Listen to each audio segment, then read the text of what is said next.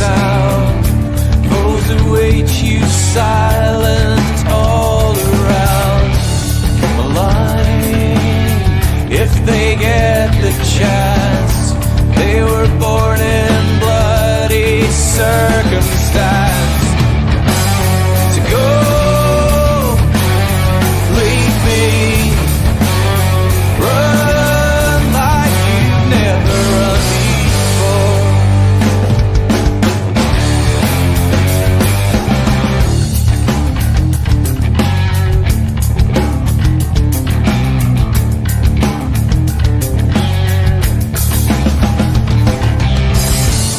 A voice from the underground, given room to breathe, not but be drowned.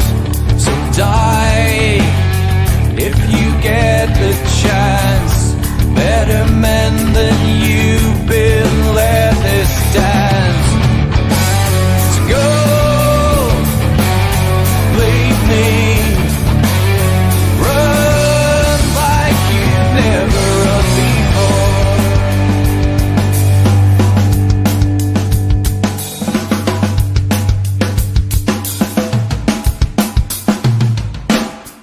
I have seen the worst, and there is nothing left for me to hate, so I can lay me down, my brothers, on the ground. I bled today until Coyote comes to raise me up and carries me away. To go, leave me, run like you never did. No, believe me, run like you never run before.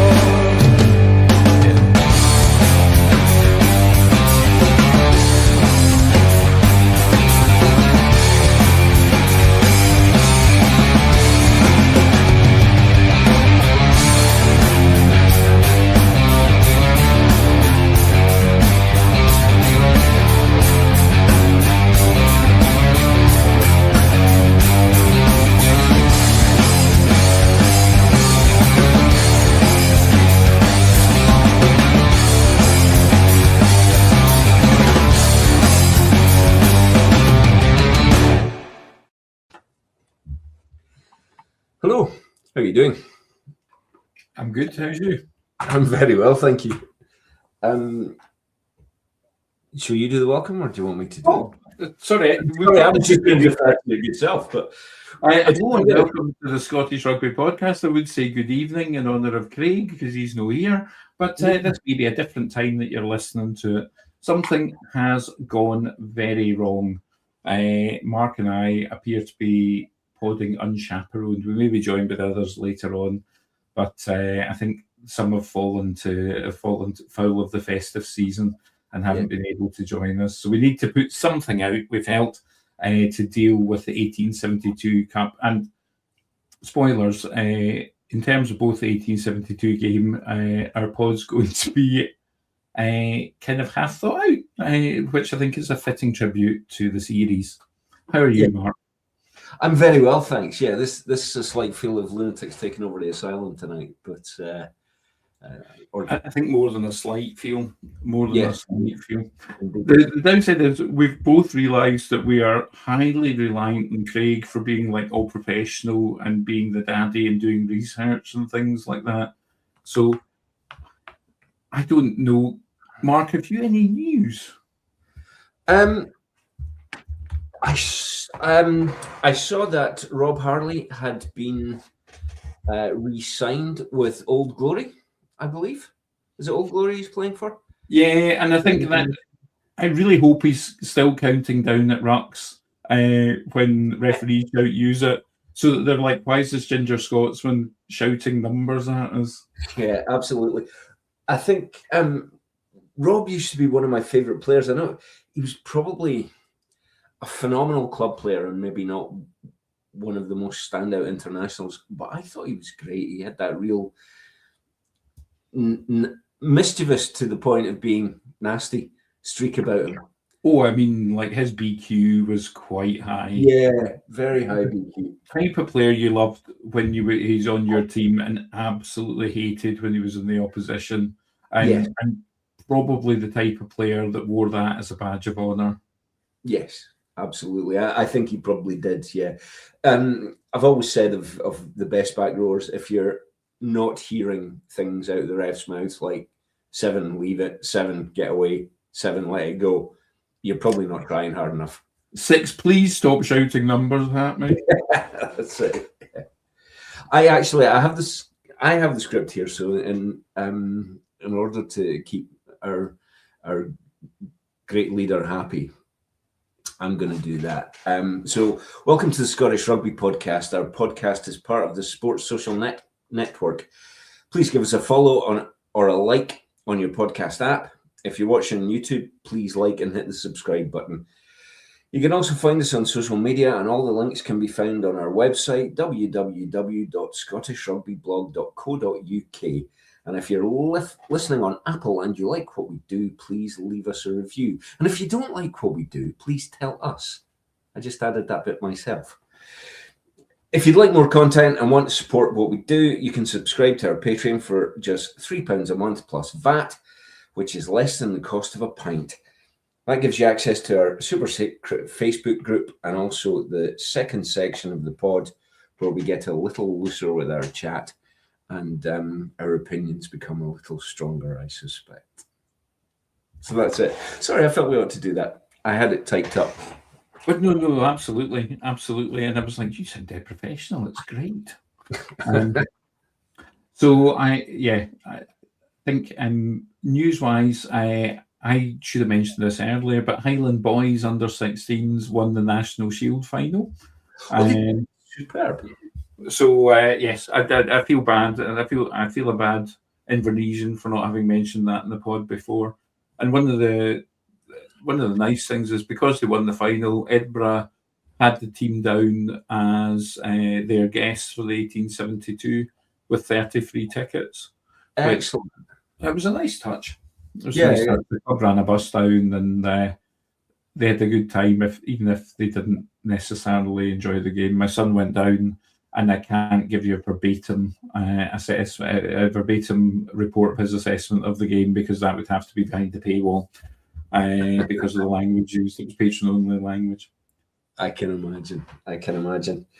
The only other bit of news is the rumour we saw just this evening from Midi Olympique about Hastings potentially moving to the War Times.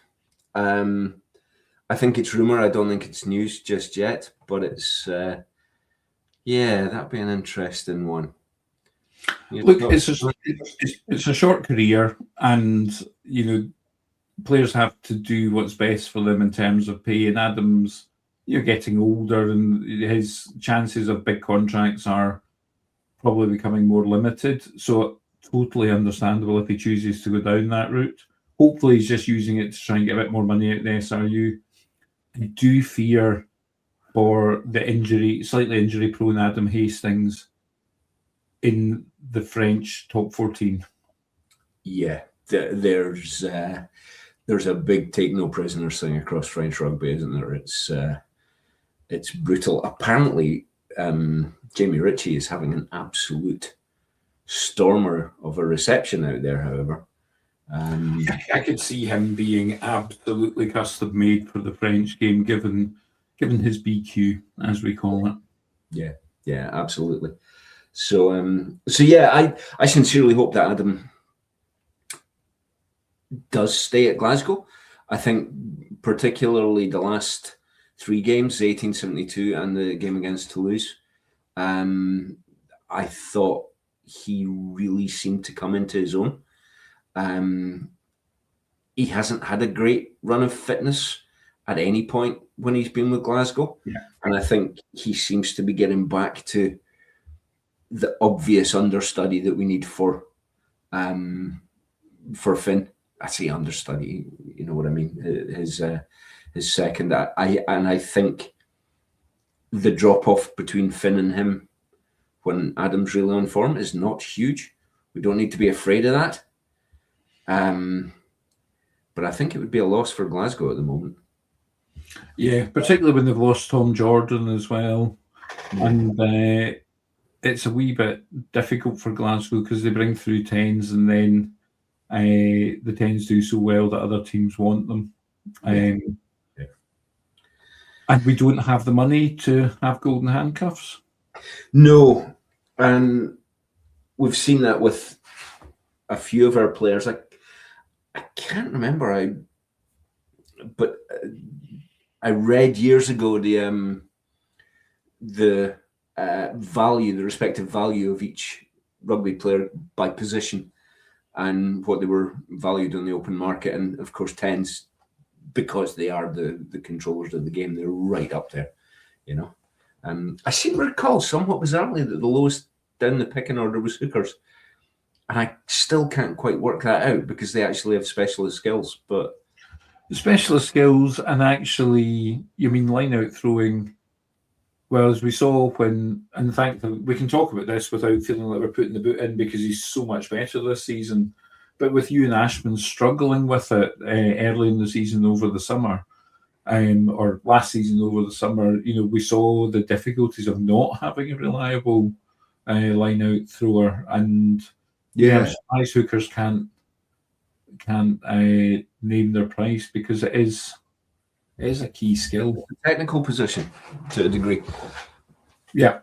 I mean, all front row is, of course, because someone's in a work rugby group scoffing at the idea that there was dark arts in the front row. You just have to push, and this person played second row, and I was like, that's the most second row coded comment I've ever heard.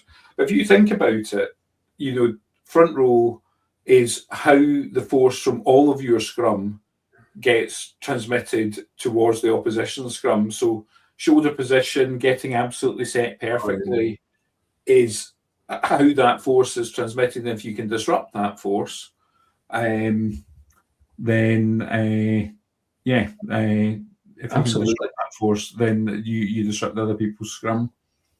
Absolutely. And I think second row, funnily enough, was one of the highest paid positions because, as the man said many years ago, you cannot coach 6'10". You know, if somebody's 6'5", you're not getting any more out of them height wise. You know. You can coach if they're light enough, you can lift them. Yeah, throw them up. And we've got a landscape drawing S5G asking for a shout out. Please fly half 12, 13 and winger. Pick a struggle landscape drawing. But yes, welcome to the show. 12, 13. I play fly half 12, 13 and winger. Man, that's fair play to you, mate. I mean, that's utility back. I was going to say, is it Blair Kinghorn? And also, I think you can probably turn your hand to 15 as well, would be my guess. Absolutely. If you can play those positions. Grand. Yeah. Otherwise, hello and welcome to the pod. I don't think there's a lot of news, is there, Mark? Really? No, there's not. I mean, it's a quieter time of year, right? Yeah, absolutely. And I think, I mean, obviously, the other news is Edinburgh's injury list, which added Dylan Richardson, possibly Lewis Wells, and others at the weekend. I think Lewis Wells is on return play protocols from an HIA. Yeah, I think he probably got a bit of whiplash when Jamie Dobie made that incredible tackle. Superb tackle, yeah, absolutely. Yeah. And also, I did read, I'm sure I read earlier today that Bowen and Duhan are likely to be fit this weekend coming weekend for the visit to Treviso. And Ashman back the week after, which is good news for all with the Six Nations looming quickly. Yeah, that's the thing. Christmas and New Year gets out the way, and very soon we're into the Six Nations. Yeah, absolutely. You absolutely. think there's a lull in international rugby, then you blink and it's gone away. Yeah, absolutely. Yeah, it seems to have been a very there's been very little rugby free time this year, I think, with the Lions tour. Certainly, I know it from our recording schedule. You know. Yeah, and I think we're seeing it. We're probably seeing that reflected in injuries, not just in Glasgow and Edinburgh, but across the URC teams. There's quite a lot of players out Yeah. and struggling. Yeah, absolutely. So,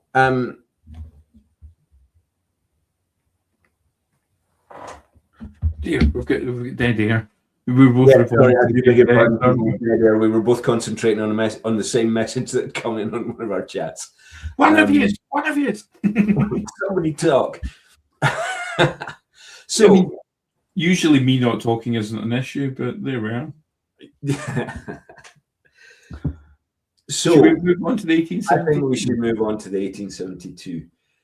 Should we do it in order of games played and start Yes. with the? I have a confession to make. I've only seen the highlights for the first game because it was my work's Christmas night out.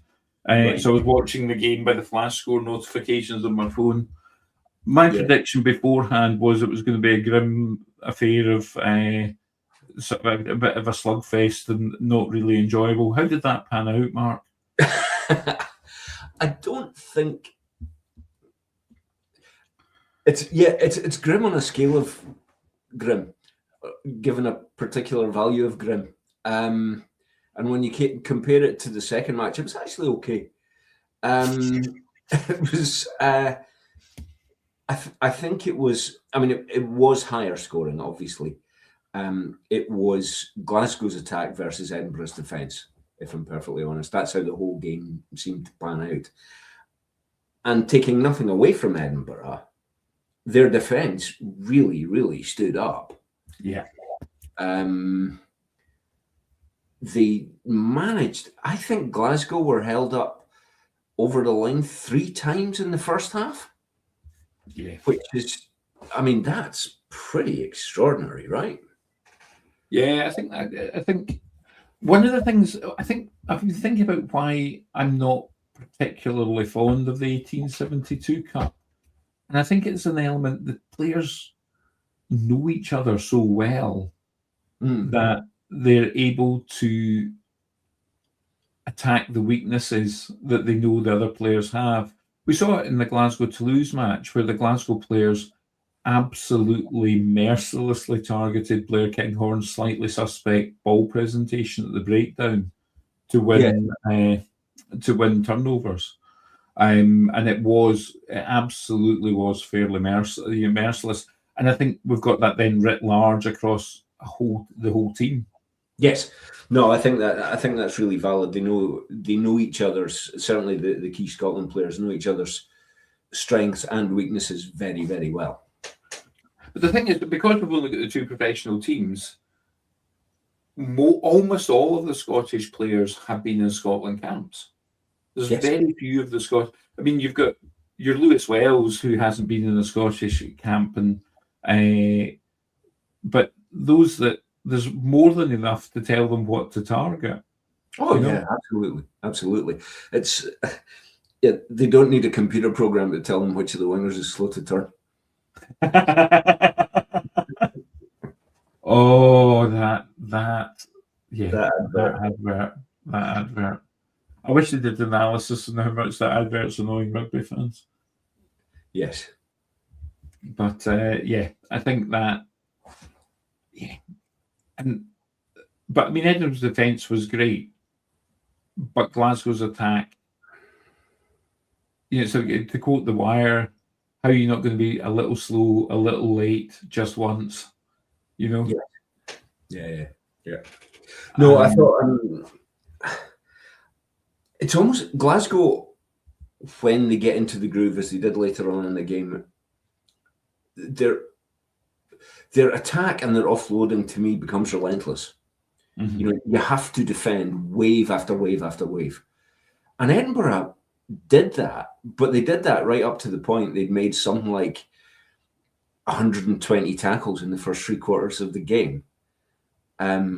and holes are going to appear. If you're going to make that many tackles, you're going to be wearing yourself out. So you have to also score some points. And I'm honestly going to say Edinburgh were lucky to score 12. I think therein lies the problem with Edinburgh. Edinburgh's defence looks good, very, very good. But what they don't have is anything to help out that defence. They don't have an attack that has a pattern other than what appears to be bash it up, to give them anything else. And they've got, as lots of fans were saying, they've got two of the best wingers. They've got our two best wingers. Yes.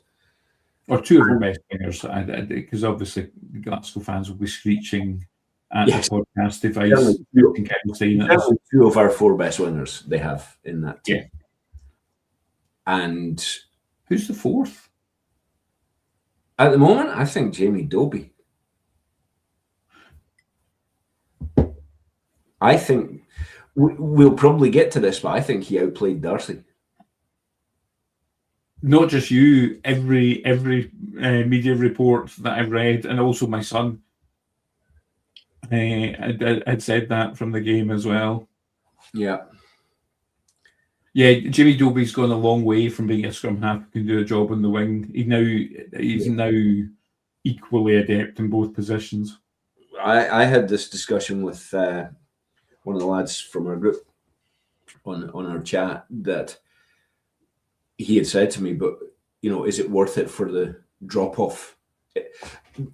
My debate, and it talks to Glasgow's attack, is that their ball speed and presentation is so swift and so efficient that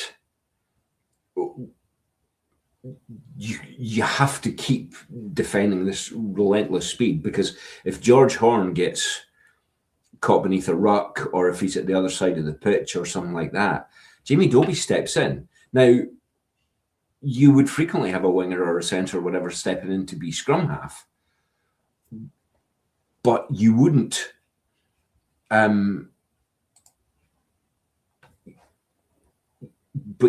have the quality of service that an actual scrum half gives you. And that does open up attacking opportunities, because if you've got a six standing over the ball, what's going to happen is they're going to pop it to the pod next to them to give scrum half time to get above the floor. If you've got Jamie Dobie on the wing at the back of the ruck passing out, then that makes a big difference. Ewan Pudlo started life as I never know how to pronounce his first name, if it's Ewan or Ewan or somewhere in between. But he started life as a scrum half and did play there a few times for Selkirk. I think so.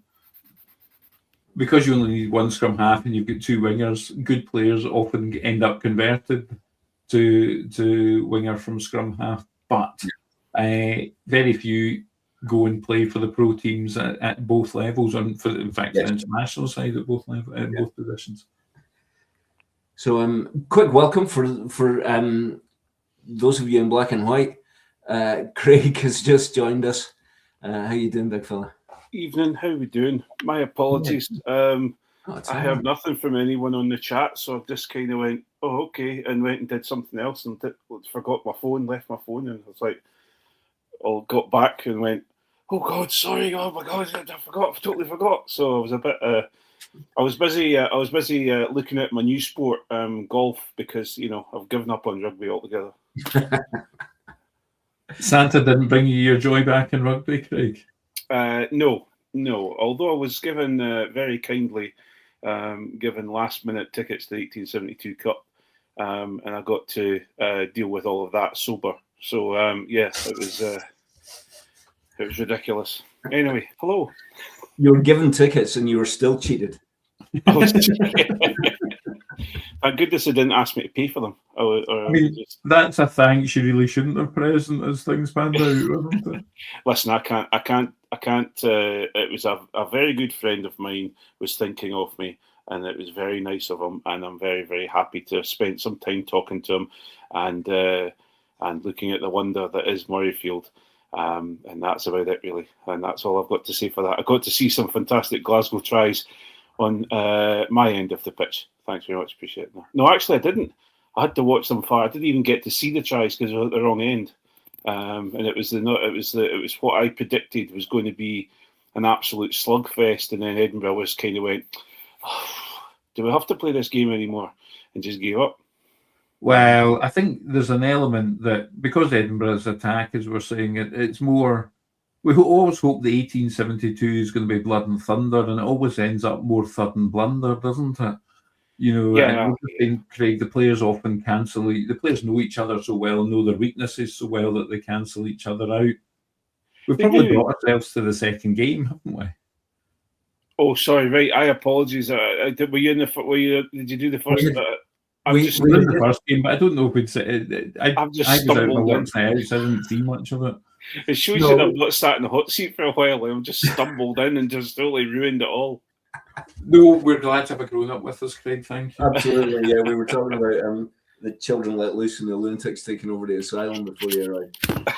Oh no, the way I'm feeling tonight. No, we were talking about the first game and saying it was a case of Glasgow's attack taking on Edinburgh's defence. But when you make that number of tackles and you get tired, you have to score something. Yeah. And they didn't. And we were actually just chatting about it before you came on. I'm not seeing, the fact that, well, you heard us, we were talking about Jamie Dobie because, making the point that Scotland's 4 best wingers were on the pitch at that point. Yeah. But 2 of them play for Edinburgh. And if they didn't come looking for ball, they weren't getting any. No. And that's where, if anyone's seen any pictures of Duhan lately, he looks defeated at the moment.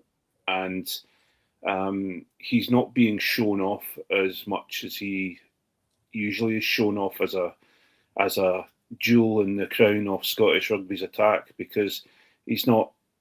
There's a logjam and there's a problem with Scotland's attack at the moment, and also Edinburgh's attack. Darcy Graham is trying to again. We talked about this a few years ago or a couple of years ago that Stuart Hogg, he who should not be named, used to make a lot of mistakes because he just decided to screw it. I'm going to do this myself. I'm going to use my God-given talent to try and do something here because nothing else is happening. And I think people are starting to slate Darcy and say, "Oh, Darcy's not the player since the Lions and his injury." And it's got nothing to do with Darcy. Darcy's having to hunt for ball because he's trying to make differences. He's got the weight of Edinburgh's attack on his shoulders because they're. I have to agree with what's his name off the BBC podcast, the Irishman, Tom English. We have no attack. We have our centres are completely and utterly. I'm not going to say inept. That's the wrong word. They're very, very good players, but they don't seem to have any attack, any improvisation with them. They're kind of workman-like, aren't they? Yeah, they're just kind of they're kind of good journeymen, and that sounds like I'm slating them, but no, I mean, like, they can definitely do a job, etc. But what there isn't is any spark, but I think you're absolutely right. I did hear somebody saying, and it might have been Tom English. It was probably on one of these podcasts. Somebody saying that Edinburgh were hoping that Musesi Tuipulotu would add that spark. Yeah. But surely bringing in a largely untested youngster just because his brother's really good, is not the best possible planning. We have to hope it wasn't just that. And it also worked for the Greys. Let's say it worked once with the Greys and the Fakersons. He has shown sparks when he was at the Reds he played for. The Queensland Reds, I think he played for. It was one of the Australian teams, and he played well. But the problem we have is, and I'm just verbatim Tom English, but we have a world-class set of forwards in Edinburgh, and we have a mixture of youngsters and journeymen in the backs. And the problem you have is that we've got two world-class wingers who are being denied the ball. And they look, everyone, we all scratched our head and we were all talking about Duhan and how Duhan just seems to turn it on when he plays for Scotland. Now, he turns it on because Finn Russell's getting the ball to him. Yes. Yeah. And, you saw Duhan on I didn't see much of the first game, but the second game obviously I was there. But we saw the close-ups of Duhan getting taken off, and he's shaking his head as he's getting taken off, and it's because he's getting no chance to actually do anything. Yes. Yeah. And okay, fair enough. Duhan has to basically have a 50-yard run-up to do anything. He doesn't seem to have the twinkle toes of Darcy Graham, who can step someone in a phone box, but he does like to go sideways when he's getting defended against well. But we just, I think Sean Everett seems to think that what we're going to do is we're going to bludgeon the door down and then sweep up the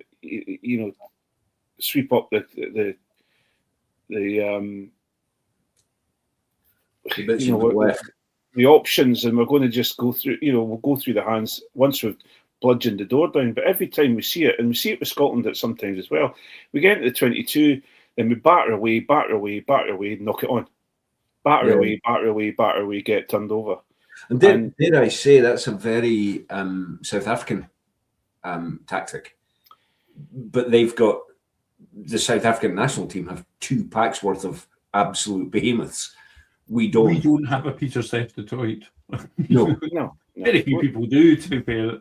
The man is a bit of a marvel. But I think as well, we spoke about it last season, even when Edinburgh were playing well, that their attack seemed to be the equivalent of the Marx Brothers movies, where the script just said Harpo does something funny, and for Edinburgh it was Darcy does something brilliant.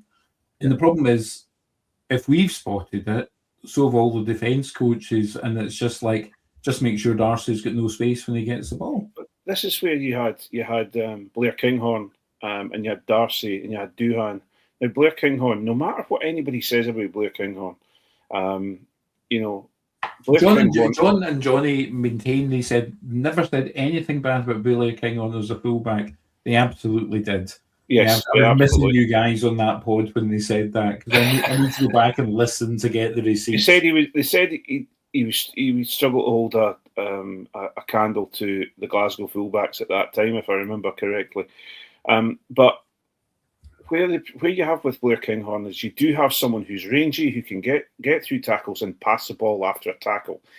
Where you've got the issue you have at the moment is that you've got the centres that we have just seem to want to take them into contact. If not, they're standing. I think it was you actually, Mark, that mentioned, and correct me if I'm wrong, but as I was watching the game, I think something came up on my messenger from you guys saying, look how deep Edinburgh are sitting. Oh, yeah. It was me. Yeah. And I couldn't believe it. And all they're doing is they're giving the defences plenty time to work out what they're going to do. Yeah. And I'm sorry, but they still use Eagle as their box kick call, because you hear it regularly being shouted. Now, whenever that happens, especially if it's Glasgow, who I think they still use Eagle as a Scotland call, they just align themselves, sort themselves out, and they're there to defend it. Not just Glasgow. Let's be perfectly clear. We all know it. That means every team in the URC knows it. Yeah. So again, if it's reached us, then we can be confident every other team knows the call. Yes, exactly. And there's something to be done about playing with it. I remember in the 2003 World Cup final, England lined up with Mike Tyndall at 12, and the opposition basically set up because they thought crash ball. and then Tyndall booted it in behind them, and that, you know, and there is something about playing with that, you know, calling eagle and then doing something different off it. But they don't. It's probably time to, the con's gone long enough if that's what the plan is. The issue of their depth, you're absolutely right. And I can't remember, I think it was it the first game or the second game? But at one point Edinburgh had got the ball in broken play on the Glasgow 10-metre line. And they passed it through 3 sets of hands standing still before it went to Darcy, who'd come in field. Mm-hmm.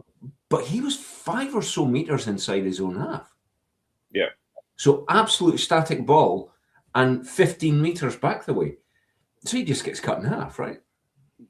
Yeah. I just couldn't. It was schoolboy setup. It was. I was going to say that is coaches screaming at under-16 teams. Not the coaches screaming at under-16 teams, but it's coaches feeling disappointed and wanting to talk about their feelings because they don't scream anymore. Yeah.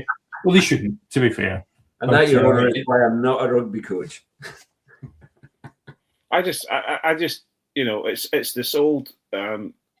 Just prior to me getting the opportunity to come on this podcast, I wrote a thing, and if you go back to the Scottish Rugby blog, you'll see a piece written by me about Richard Cockrell and his and has he dulled down Edinburgh's attack, and it's happened again. And why are we not learning that we have to have a dominant attack along with a dominant pack? And I think we all could have written this script. We all knew what was going to happen. We all knew that we were going to get to a point where they were going to bring on the bench and Glasgow would tear them apart. And, okay, fair enough, we've got some youngsters coming on, and I love the fact he's playing some youngsters because we absolutely have been needing them. And, we've been needing a bit of work, on that side of things. We need to bleed all of our youngsters, but you can't just bleed all of our youngsters off the bench. And it just... I think Franco, we talk about, the first game ended up 24-12. I think I was highly amused by the interview with Everett at the end. And they said, do you know what you have to do to win the second game? He said, yeah, we need to score more than 12 points. And I immediately went to, no, you need to score more than 12 points more than Glasgow. Yeah.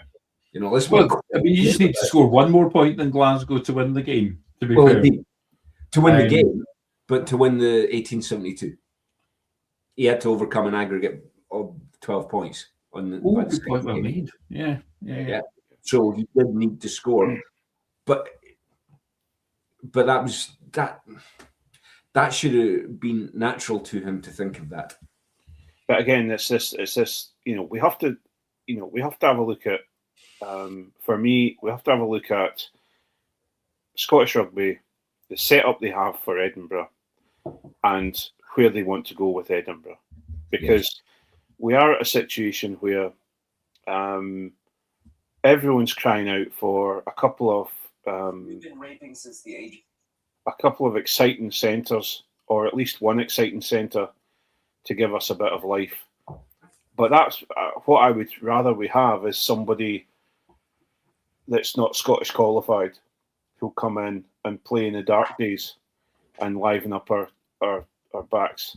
I think that goes against the sort of whole thrust from Nusifora, doesn't it? Because that was the argument for Henko Venter and players like that. Yeah, and that's the problem I have. That's what I was about to say is that we have to see what are Scotland trying to do with Edinburgh? What do they want to do with Edinburgh? Because they can't play if they are going to play the way that if they're going to use the staff that they have, as in the players that are all coming through, and use the development players coming through from in the Scottish window and used all their Scottish qualified players and used their Scotland stars, Edinburgh can't play the way they're playing because we don't have big enough, ugly enough monsters to come off the bench and see a game out in Edinburgh. So at the moment, what they're trying to do is batter the door down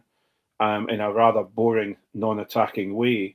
And for the first 20 to 30 minutes, they're looking okay and they look decent, and then they start to tire, and then they start getting injuries, and then etc. And what I will say is Glasgow did their best to take people's heads off, and there was if I remember correctly, and Holly Davison didn't go and look at it, but Darcy Graham was taken out by a shoulder from, I think it was Sam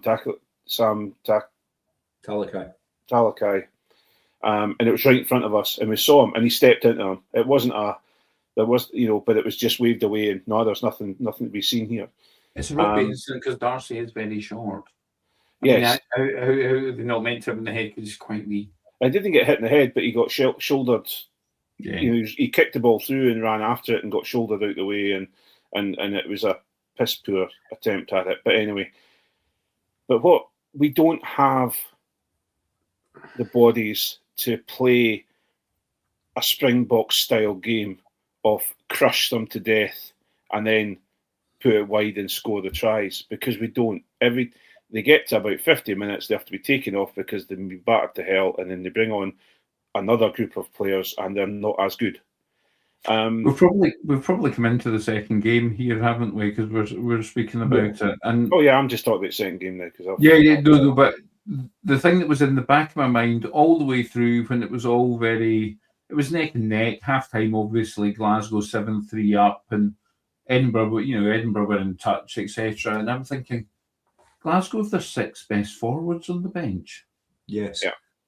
I think Franco played an absolute blinder, because I think he worked out that Everett would start his best front row and Glasgow's second front row could just about hold them. Yeah. Well, they've won a scrum penalty early doors, didn't they? Yeah, they did. Yeah. And at that stage, you're like, all right, game's a bogey. Because if Glasgow's second front row can hold Edinburgh's get a scrum penalty at Edinburgh's best front row, then it wasn't helped by obviously Bowen Venter was on the bench, wasn't he? And he got injured. Yes.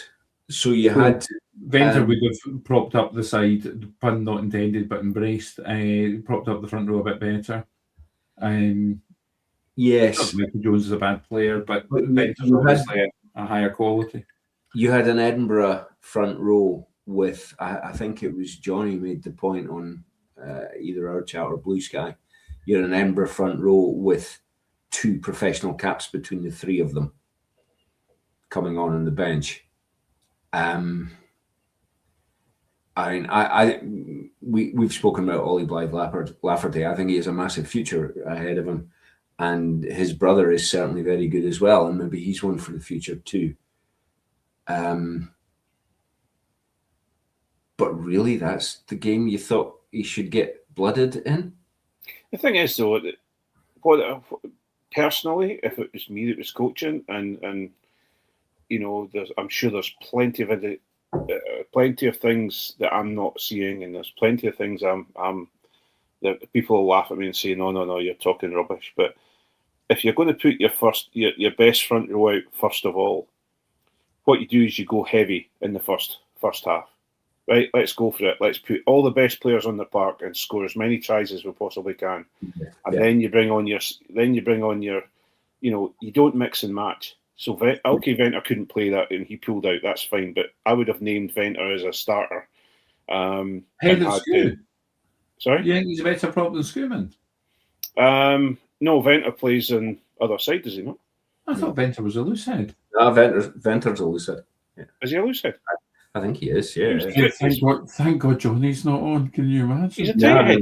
I always thought Venter was a tight head. Hang on, I'll check. Don't think so, no. Okay. I think I'm losing it, and it shows you how I'm losing it. we're all tired, Yes. and Of that's all it. the things- If the three of us can't get it right, I know. I'm trying to go. You know what it is? I'm exacerbated, and I'm just trying to look for things to try and sort out. But anyway, I would go as strong as I possibly could and try and score as many tries. The problem we had is that we had 14 men for 10 minutes and we couldn't even get over the halfway line. And I just, well, as I say, we've spoken a lot about Edinburgh's complete lack of attack, and we started off just before you arrived, Craig, about saying, you know, was the game at hand and as turgid as we thought it would be, and I think the conclusion was it was a wee bit, but nowhere near as turgid as the one at Murrayfield. It was a dreadful game of rugby. It was not a spectacle. It was not entertaining. I have a confession to make about the game as well. So I was watching the game. I kind of missed the first one, and at about minute 64 or 65, I had a little dad nap in the chair and woke up at the 80th minute. So not only did I watch all of that nonsense, I missed the quote unquote good bits. Yes. Yeah, I basically had to rewind to watch the tries. And that says something about how poor the game was. well, for me, I just felt it was it's that whole thing of you've got a boxer who's lighter than the big guy and just dances about and holds him back, and waits and waits and waits and waits, and then just strikes.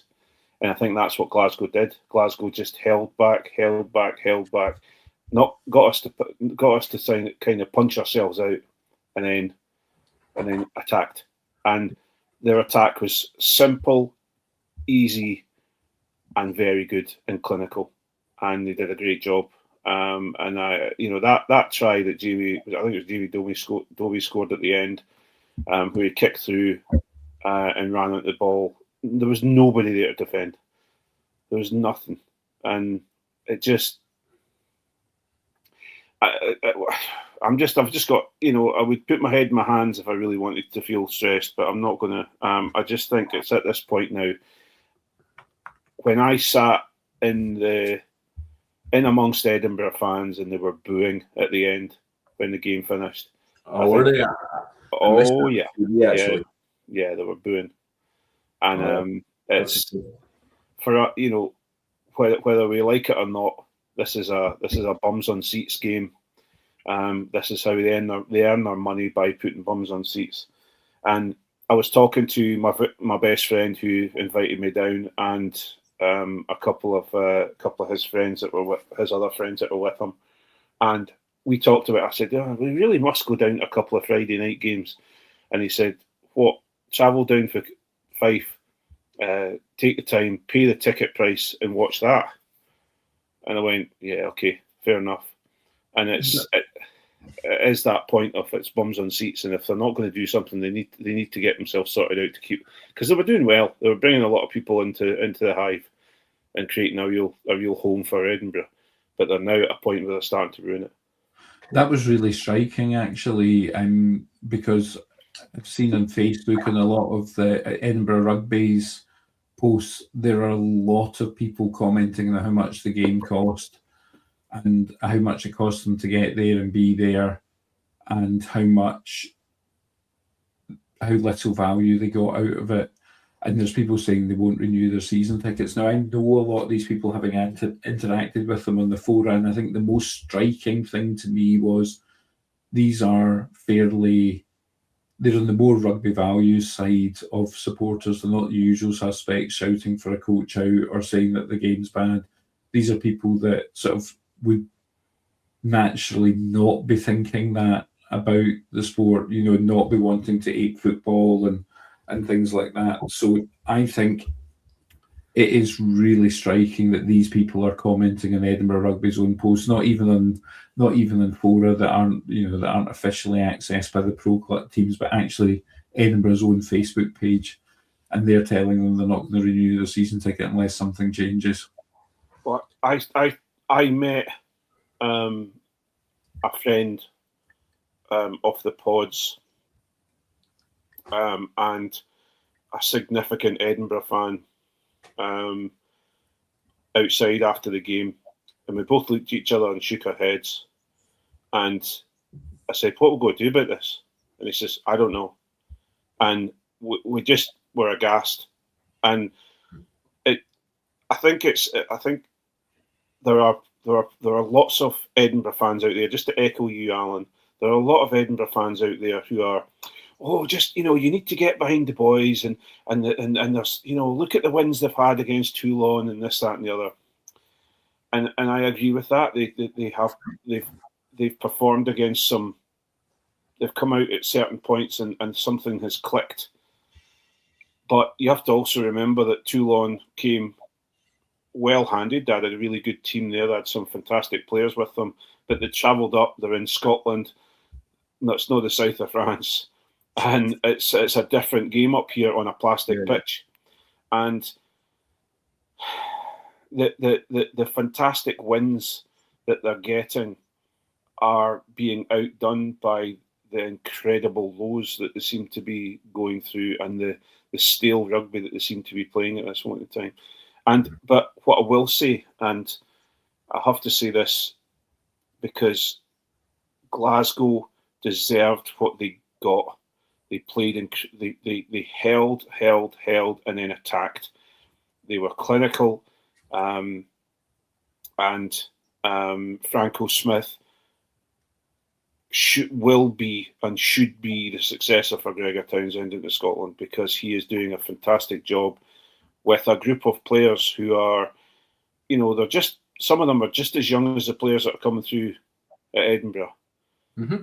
The problem you have, though, is that if you think about back a season, and we're talking about Freddie Douglas, for example, Sean Everett wasn't letting Freddie Douglas anywhere near the team. In fact, if I remember correctly, Freddie Douglas got his Scotland cap first before he got an Edinburgh cap.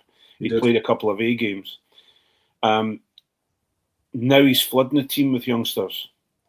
Now, okay, fair enough. There's a prop, and there's a few injuries that have been big long-term injuries on the sidelines with knees and Achilles Achilles and stuff like that are going on. Head, shoulders, knees and toes. Exactly, that's it.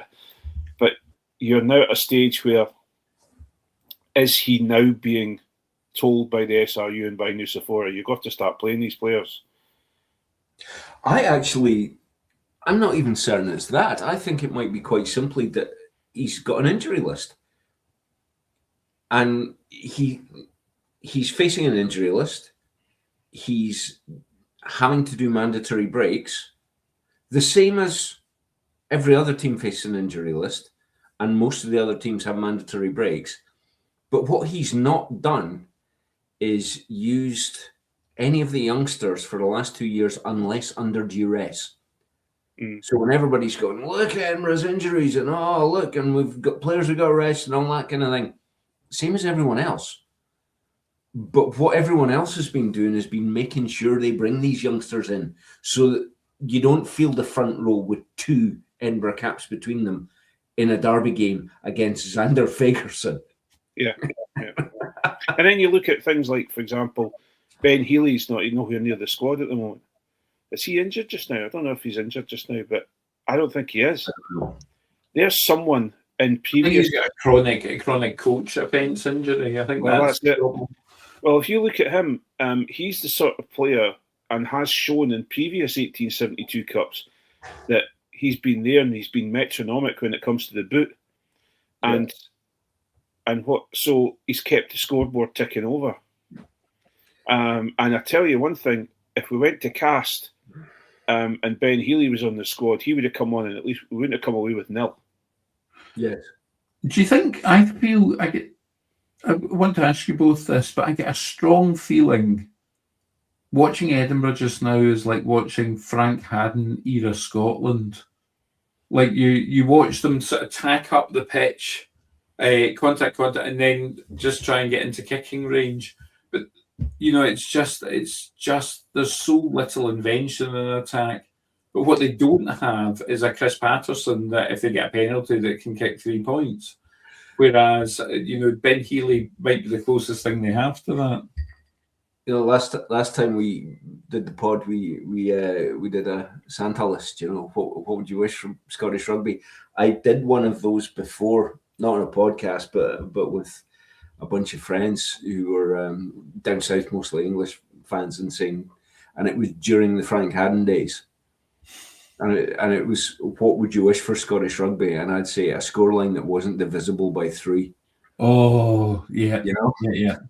Oliver wins were like 18-12 or something like that. Don't get me wrong. There's games that we won as Scotland that were down to Greg Laidlaw, and it was his kicking boots. Yeah. And we won for a long time. All we did was kick. The only way we won was by kicking more penalties than the other team. And so I have to be thankful for what we have. But again, we're talking about, for the future, we've got Finn Russell there, who has maybe got another couple of years of international. He'll get another World Cup and maybe another Lions, and then that'll be him. Do a Dan bigger. Touch some wood when you say that, Craig, please. You touch some wood when you say that. Not that wood, Craig. I'll touch your wood. But the thing is, you've got this.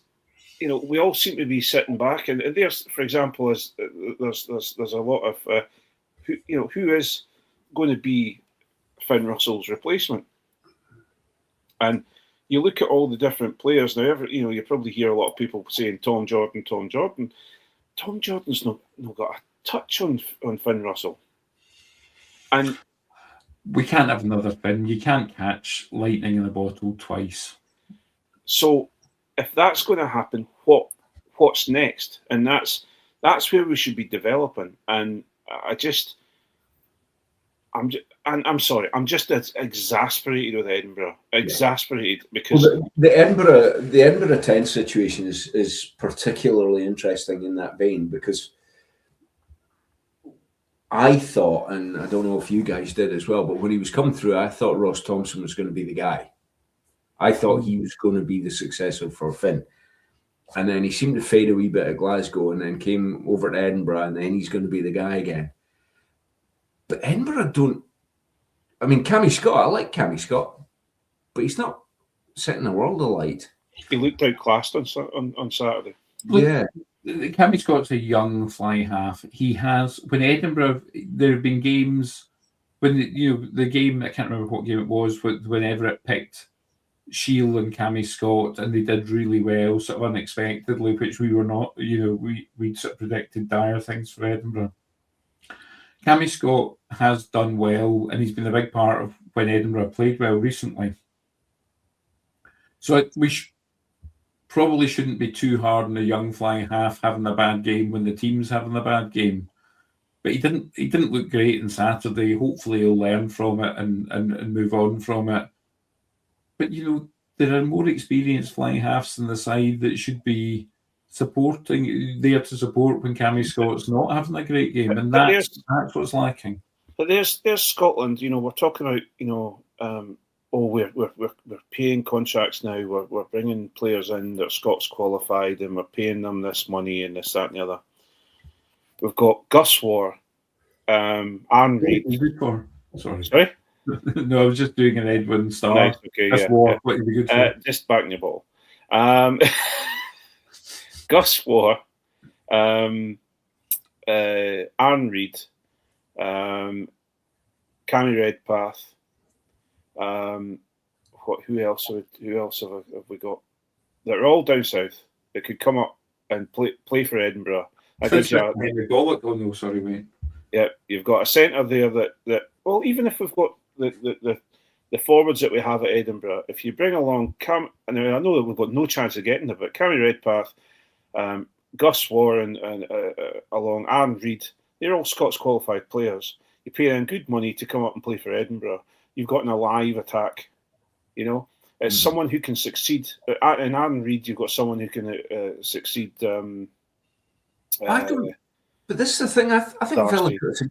I don't think you need Gus Ward. Vellicot's a good scrum half. Oh, I've got no, but you need someone who will go along the same route and give Velcott a bit of oomph, because everybody, Charlie Shield. No matter what anybody says about Charlie Shield, I like Charlie Shield, but Charlie Shield has been developing, and he's the oldest developing scrum half that Scotland have got. Charlie Shield's going to be a great club player, but he's never going to be anything more than that. But he's not a great club player. That's the problem. I think he's going to be a serviceable club player. But you keep saying he's going to be. The lad's 27, is he no? Yeah, something like He that. should be in his prime. Do you know what I mean? It reminds me of what Alex Ferguson used to say about potential. Like, he went to Manchester United and he said this player's not done anything. It's about his potential. He's like, he's 29. Yeah. And I think you can get caught up in thinking what might be and actually not look at what's there. And we're going out and we're spending all this money on all these players to come in, these project players. Bo Inventor, for one of them, we've spent all this money on him, and then all of a sudden, last minute, just before he goes Scots qualified, boom, he's when it turns out he really is that good, the Springboks go, hang on a minute, and him completely unsurprisingly he takes it. Yeah, fair play to him. I'm not gonna, At least the All Blacks aren't going to come for Josh Mackay because they can't pick him because he's playing outside New Zealand. Aye, well, but then there's Finlay, like this. You have these players. I'll tell you another one. Fergus Burke. Fergus Burke is the next Finn Russell, right? Get him up here playing with Scotland players then on a day in, day out. Yeah, I come to Glasgow when Adam Hastings goes off to Montpellier. Well, that'd be lovely, but I don't want Glasgow to have another high-class player to bring in. I want Edinburgh to start getting some, players with a bit of info about them, I mean, on your New Year's wish list, what positions would you have Edinburgh fill if there were 3 positions you could go for? 10, 12, 13. 10, 12, 13. Yeah, interesting. Yeah. I'm kind of... I can't argue with that. Pack's fine. Pack's fine. Back 3 are fine. 9, yeah, you can live with that. 10, 12. I'm happy with someone like, for example, Ollie. I forget his name. Obelisk. Now, you've got him coming through on the tight head. He's going to do another Xander Fagerson, okay? You've got him coming through in the tight head. We can deal with that. You've got a couple of second rows coming through. You've got some back rowers. You look at, Dylan Richardson, who is manner born for a back row player. He really is. He was a back row player, and they've tried to convert him to hooker, but we've got hookers to play. We've got Paddy Harrison. We've got that. Did any of you hear the interview with Dylan? Yes. On one of the other pods? No, I didn't hear it. Yeah, interestingly, you never guess who tried to convert him to hooker. Yeah. It was Sean Everett. Yeah. Over in South Africa. So it's like open side. You've got these players coming that are playing, and they're doing very, very well. They're doing okay in the forward pack. I just feel we need to. Edinburgh needs to, even if they keep their 10s that they've got, because we've ruined all 3 of them. But we'll just see if we've got. We've played with the toys. Let's just play with the toys we've got. If we could get a couple of centres that will really set us alight, and then have Masesi in the background, who's back, hopefully comes back from injury stronger and happier. Give me a Cammy Redpath at 12. Yeah. And to create something. To help create. Cammy Redpath would be a hell of a shout. Would you bring Chris Harris back for a season at 13 if he was available? Fuck aye. Oh. No, that's no. I wasn't. That was a New Zealand player that I was thinking of in my head. Falakai. No, you're thinking of the new Scotland's women coach, Foka. That's what it is. But yeah, I would bring in. I've ruined this night. Turning up late and then swearing on it, just completely just. It's fine. I've worked out how to insert a beep easily into the. Okay, thank you. It's like when Cammy used to come on as a guest. Cammy as a guest versus Cammy as a host was very different. Yeah. I missed being a guest. No, I just think that I honestly would get rid of the 2 players that we've got just now and put Cammy Redpath and Chris Harris in. Yeah. or give me it, even forget about that's me playing with the rules. Even forget about that. Bring in someone from the Prem or from France or from wherever. That's a name that will play in the darkest winter depths. It's not playing for Scotland. You know, give me someone who's going to come in and, you know, someone who's not going to think that Edinburgh is a safe place to go to keep himself ready to go and play for Scotland. Yeah. Look, Shoney's granny cannot be the only woman from Greenock that's married a Pacific Islander. We just need to find people that have married Pacific Islanders and look at their grandchildren. That's what we need to do. My daughter is sharing a flat with a young lady who is from Inverness, but her father is Scottish and her mother is Fijian. What was the first question I asked? Does she have a brother? I think we've probably already done Hands in the Ruck, haven't we? I think so. I think we go out to general public with this and ad free with the whole thing to Patreon. I think it being the season of goodwill to all. I've come on and moaned about Edinburgh not long enough. Well, I think we've probably covered it off. We spoke a little. I'm trying to think of what we spoke a bit about the second game. It was dire. We spoke a bit about the first game, which was a case of Edinburgh's defence versus Glasgow's attack. The second game we spoke about, which was just a dire spectacle. I don't feel that sad about my dad napping the chair. That's all I'm saying. Even though absolutely. I think there was that slight annoyance amongst the Glasgow players at the end, and I would love to know if that was a poorly called penalty advantage. I thought they were given penalty advantage. I did too, but some of that was the commentary. Yes, they definitely seemed to have advantage. I mean, their arm was up. But looking back at it, it might have been a knock on the floor. That was my take as well when I rewound it. But honestly, Glasgow didn't deserve a bonus point. They didn't deserve a bonus point. That would have been smash and grab. The second try was deserved. The third try flattered them a bit and was a breakaway from. But fair enough. A fourth try, and you know, I'd have Jonny and John and Ian screeching at me for this, but they didn't deserve it. No, it wasn't a bonus point game. No, I agree completely. They didn't play well enough. Interestingly, we're kind of where we were last season.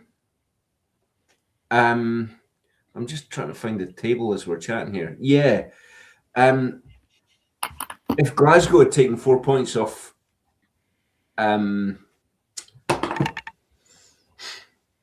Llanelli, Scarlets. Sorry, I couldn't remember the team name. If Glasgow had taken 4 points off Scarlets, they would have been a point clear in first place now. Which is that the game that they got nilled at? Yeah, that was the game they got nilled at. I just thought Scarlets, who are comfortably. All right, Craig, we know you're hurting. We know you're hurting. There's no need to lash out. You unfortunately missed that week, didn't you? Yeah. No. Scarlets, who are comfortably in 16th out of 16 and 2 points behind Dragons, who are also in the same 11 points as Zebri, nilled Glasgow. If Glasgow had taken 4 points, not even 5 points out of that, they would have been a point ahead in first place on their own. Edinburgh, in 13th out of 16, having won 2 games out of 7. Edinburgh have, and we've spoken about this. I didn't do. Edinburgh 13 points, but they're 11th, I think, Mark, at 16. 11th. Sorry, I beg your pardon. Yes. No, yeah. Sorry, I've got the. I got the. I'm reading it wrong. You're absolutely correct. Yeah, they're 11th out of 16th, so they're only. So they're 5 off the bottom rather than 3. Whoop. For the budget they have and the players they have, you know. Interestingly, Scarlets are negative 48 points difference. They only have 9 points. 5 of those points came against Glasgow. The game they nailed them. Mm-hmm. And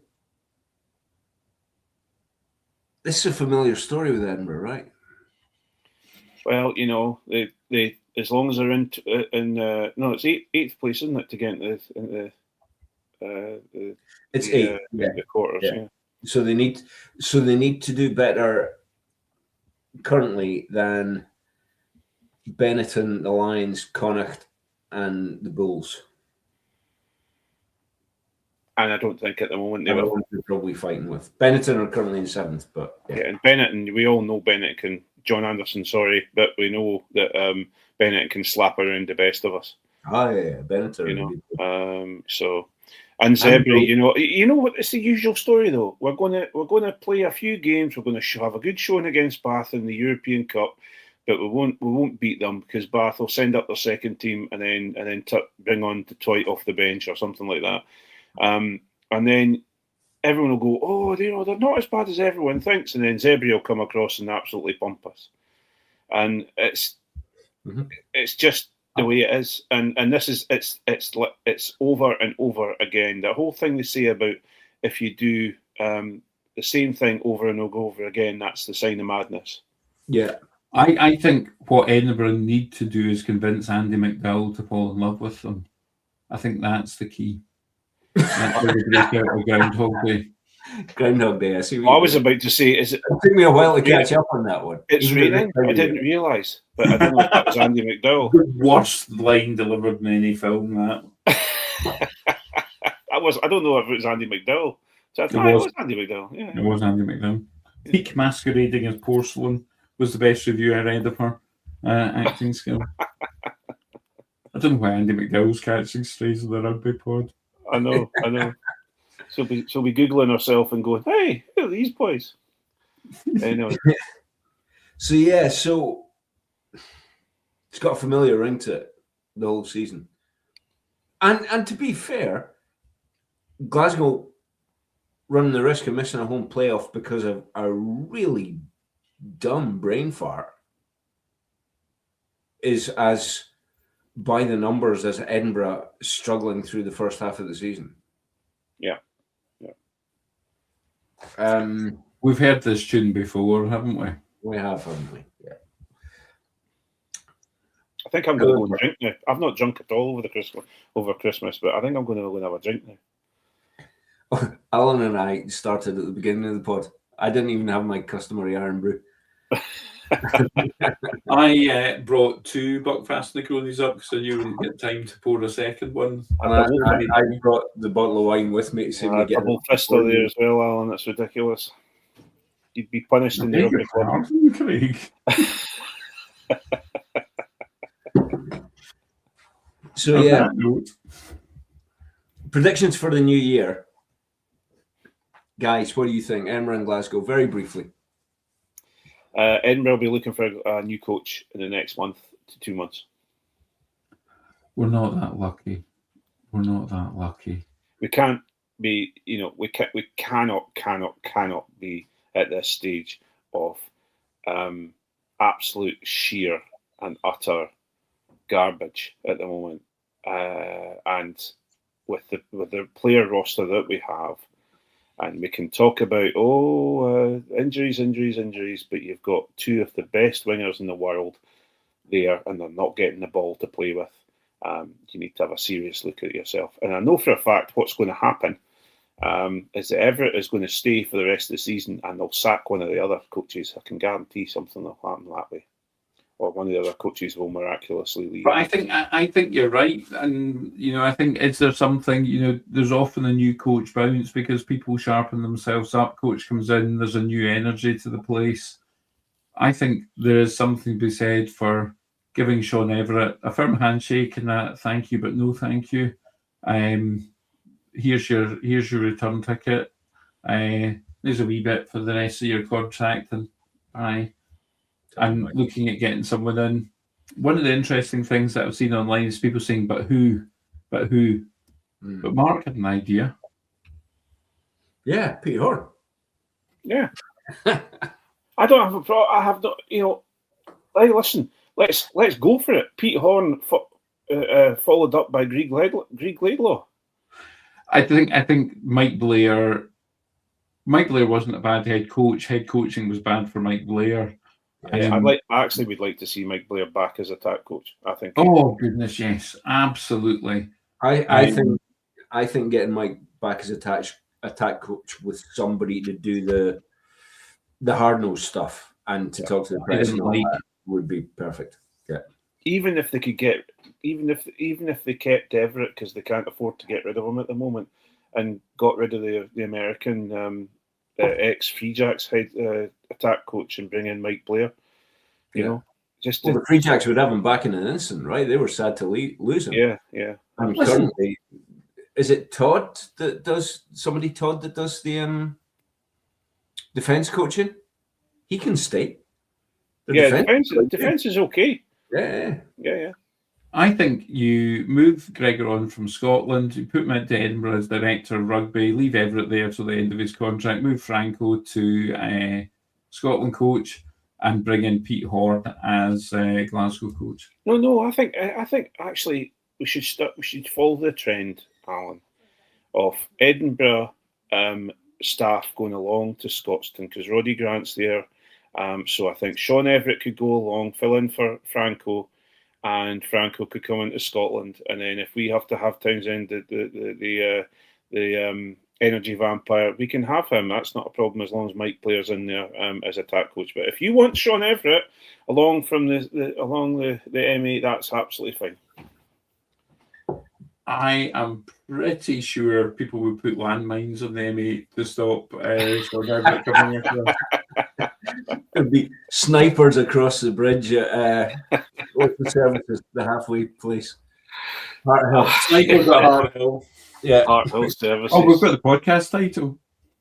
Hart Hill Services, you shall not pass.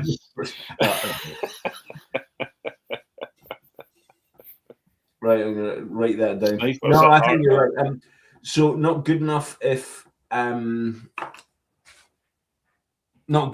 they mathematically make the last 8 again, because that's what saved them last year. It's not good enough at all at the moment. They're not going to make the top 8 if they can't sort this attack out. They're only 4 points off it, but with a game in hand. But I agree with. Oh no, actually, no, 5 points off with a game in hand.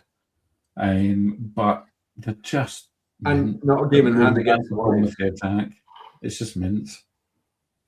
And to be fair, not a game in hand against the Lions, Connacht, or the Bulls. That's why I said they're 5 points off with a game in hand because Benetton have 18 points, and as we all know, they're a Mickey Mouse team. Yeah, apparently they're a Mickey Mouse team. Yeah. So what about Glasgow for the new year? What do we reckon? They'll be there or thereabouts. They're fighting 2 fronts at the moment, which is going to be difficult. Yeah. Sorry, Craig. No. I've got absolutely no place to be shouting over you or talking over you. What were you going to say? Oh, no. What was I going to say? Right, don't stop now. I actually think that you're going to see Glasgow get confused and they're going to try and spread themselves too thin between the two different things, and they're going to get nowhere in both of them. They'll drop down to the Challenge Cup. I think they could have a chance of winning the Challenge Cup, but I think they're going to spread themselves too thin. I think that's a better summary of what I was going to say in fewer words, which is often the case, Craig. I think it's feasible, but I think a lot of it will depend on Glasgow's score against Clermont. If Clermont turn up with their B team, as they might well do, because they got beat by, who was it? Beat them at home? Was it Sarries beat them at home? Can't remember. In Glasgow's group. Northampton Saints, wasn't it? No, they're not in Glasgow's group. Yeah. It's Clermont, not Castro. No, it was Edinburgh lost to Castro. Yeah, I think if Clermont turn up with a B team and Glasgow take 5 points off them, I think they might focus on Europe. Yeah. So you might well be right, but then I don't think they'll drop down. I think they'll be going for European respect, and whether that's into the playoffs, even losing in the semis gives them some kind of respect. Yeah. We see the thing is that the big thing for me is that Saracens have played Glasgow before a few times, and with their team that they have at the moment, they have the ability to beat Glasgow easily. They may struggle, but I think there's a good chance they would. For example, if they went 21-0 up against Glasgow, they wouldn't have let another 21 points back in. Yeah, in my humble opinion. But Toulouse are almost certainly the best club side in the world, and it wasn't exactly a Mickey Mouse Toulouse team that came across to Glasgow. Yeah, but they don't play much on AstroTurf. It was blowing a gale. It was a very cold night. You know, everything. Both teams were in the same weather, right? Yeah, everything. Yeah, but Glasgow play at Scotstoun all the time. And if you look at the way Glasgow play, Glasgow are used to having the wind blowing from the west to east through the middle of Scotstoun and the plastic pitch. They'll put the ball down the pitch and they'll chase the ball. They've got. I'm not taking anything away from Glasgow. Glasgow absolutely deserved to beat Toulouse, no problem whatsoever. They were fabulous, absolutely fabulous against Toulouse. But I could see another team who play on a plastic pitch, who have a high level of players and are used to playing the European Cup and know where to go in the European Cup to get themselves to a certain level. I think Saracens could come up to Scotstoun and beat them on that particular pitch. I don't know if they're actually playing home or away, but I honestly can't remember. I'm just saying, and listen, if I have to eat my words, I'll happily eat my words. And Glasgow are European Cup champions, and it'll be fabulous. I think it's something that Scottish rugby does need, because it can actually show that with the right coach and the right player mentality, etc., that a team can actually do something in Scotland, rather than, you know, with Scottish rugby meddling as they do. So it can only strengthen Edinburgh having a strong Glasgow. But at this moment in time, Glasgow are just at the tipping point of being a little bit Finn Russell mercurial. Oh God, you had to say the M word. That honestly, that's a quid in the doddy jar for you. To be fair, they've played 8, won 6 of them. That's not really mercurial. Yeah, it's mercurial. Look at them; they're all over the place, man. It's just turn it on. What have they won? What have they won? They've got no silver. Oh, they actually have. They've got a hubcap as well. Craig's just suddenly decided to choose violence. I think we should draw this to a close. I'm so freedom. I'm so glad it's very obvious that neither Jonny nor John Anderson are listening to this live, because we've had no messages. So they may both have just had apoplectic seizures and just not be able to reach the keyboard. All right, I think we draw it to a close. That's been a great catch up, and good to have a wee prediction of what we see happening in the new year as well. Awesome. Thanks for your company, guys. Amazing. Thank you, Mark. Cheers, Greg. Thanks, Mark. Thanks, Allan. Good night and goodbye to all our fantastic have a great new year, listeners and patrons. Have a fantastic new year. Playing about the hooligan, yeah.